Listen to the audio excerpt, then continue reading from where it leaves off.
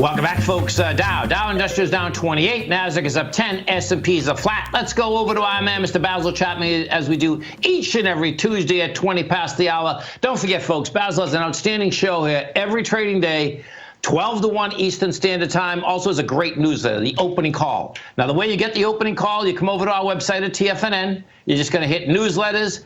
As soon as you hit newsletters, you're going to see the opening call come right up on the top. You hit opening call, and then you can just hit subscribe. The opening call, you can get it for a month for $128. You can get it for 6 months for $595, which is a savings of $173. You can get it for a year for $995, which is a savings of $541. They all come, folks, with a 30-day money-back guarantee. Everything to win, nothing to lose. Basil Chapman, what's going on? Hi, Tom. How are you doing? Well, Florida's still hot. We're also doing very nicely here, considering, and it's getting to be the middle of September, so we're lucky to have good weather. Yeah, this September weather in Florida, man, is hot. Send us some cool weather. Very hot, huh? So, what about the market? What are we looking at here, Basil? So, if you remember last week when I spoke to you on Thursday, I had mentioned that based on the work that I do, I was considering that the Dow, the S&P, and the Index 100 trading vehicle, the QQQs, were coming into very strong resistance. And that my thinking was that we would have very limited upside and probably going to go sideways and have a consolidation for a little period. So this, if I can just do this to review for those who have not know my work, basically I look at three patterns. There's a straight line up or down, there's an arch formation and a cup formation, and sometimes you can get a mix of the two. And if in the arch formation you get a sharp pullback and then it looks like a lowercase h, if that left side low is taken out, it can go lower, and then the right side looks like an inverted Y. If that left side high is taken out, you can go up. I also look for, I have an alphabet that goes A, B, C, D, E, F, G, but it's the fourth highest peak. I alphabetize each peak, and it's at that fourth highest peak, peak D, that other things can happen. And now let's see what happens in the real life. So the high that was made on the 16th of July in the Dow at 27,398, that was a peak D. It drops sharply to 25,339, runs up, and now we've got these two little doji candles right at 27,306, 92 points below the all-time high. What is it? It's a peak D. So we're kind of cautious right now. We still have our long positions, and I'll go into that in a moment. But I just wanted to show you how often, in fact, the GDX made a peak D. There again, it's the second D. It made a D right there for that high on the 23rd of July at 28.41. Then it pulled back quite sharply to 26.04. and ran up to another peak D at 30.96 and then dropped. So I just wanted to show that in the context of what I like to do for subscribers to my opening call. So every day we're discussing these patterns. So Caterpillar, which is what we went long, Caterpillar, it made a peak D on the 16th of July, 140.62, dropped to 111.75. We got long at 122, still long, and it's gone to a C, and we're expecting a D. Now, when I was talking about these cup formations, you can see the Dow made this cup formation. Caterpillar has failed to go to the high, but it's making this cup formation.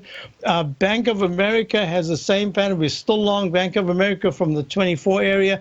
It's at 29.89 right now. There's your peak D. Same pattern. Yes, the cup formation. We're also, you remember we spoke about that we were long the UUP, which is the dollar trading vehicle, all the way back from April of 2018. Look at these Ds that it's make, and the last one is 27.01. On the 3rd of September. It's actually holding quite nicely, but I think it's in a consolidation phase here. I don't know if it's going to drop much more than this, but it's in this consolidation phase. So these are very important aspects to what I do. We're also long the IAI. This went to a deep pullback, same cup formation. It's just fascinating how this happens so often. And it's gone to a peak E, and it's actually having a very good day. And the IAI is the broker-dealer ETF, and I'm pretty convinced, and I've been talking about this for actually, what is it? So it's a year. It's actually over a year now. I've been saying this IAI, iShares Broker Dealer ETF, if it was trading in the 50s when I started looking at it, and then I said, okay, we're going to go long. We had one position and we went long, and I said that if it gets to the 66, 67 area, and then eventually pulls back to the 63, 61s, but then breaks out and goes above that and starts to turn the 68, 69 area into a new trading, really a trading platform, raising the base. That's going to be very good, I think, good information, at least for me, because it'll say that the public is now starting to enjoy the stock market and probably will start to talk about it more because it's really been a very quiet, just in terms of not what people have, it's what people talk about. And I don't hear anyone talking about the fantastic stock that just went up 300% in the last, 3 days or something, sure, which is the kind of talk you get in real bull markets. So I do like what's going on. I do think that this is a consolidation phase after a really good move. So we are still long. We've got a long position that I am hoping pulls back a little bit more today, so that we want to get long that. So we are trying to add to the long side. I'm not afraid to go short. I just don't think it's right at this particular moment. Perhaps in a few days' time, we'll start to get some signals to say, okay, there could be a little bit deeper pullback because that strong upside resistance is really putting a cap on the Dow. But you can see when I show you this. Let me just go to the Dow for a second. Yeah, can you put the Dow back up? Because I believe on that weekly, the Dow was at an E, right? So this is going to be very interesting because that made a peak E at that last high that was, look, right here. Right. And that was the high that was made in, was that the July high? Time flies. Yep, that was a July high at 27,398.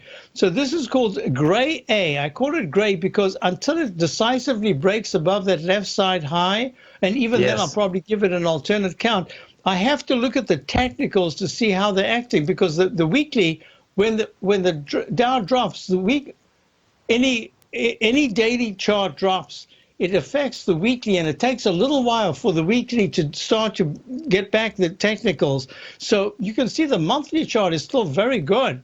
So I like what I'm seeing here, but the most important aspect about this is that on the monthly, where are we at the monthly? I see you got three letters there. A peak C, and we go 1 point over 27,398, starts a leg D. But what's so interesting here is that the S&P is only at a peak A. Okay.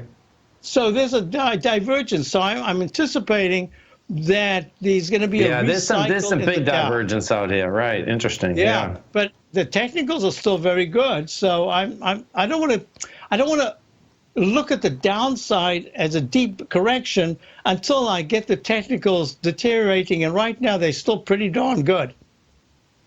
Cool. Gotta love it.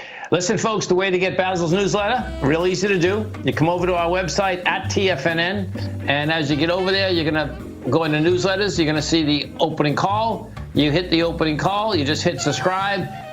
1 month, $128. 6 months, $595, which is the same as $173. A year, folks, $995. They all come with a 30-day money-back guarantee. Basil, you have a great one, safe one. We look forward to the show tomorrow. Thank you very much, Tom. You too. Thank you. Stay right there, folks. Come right back.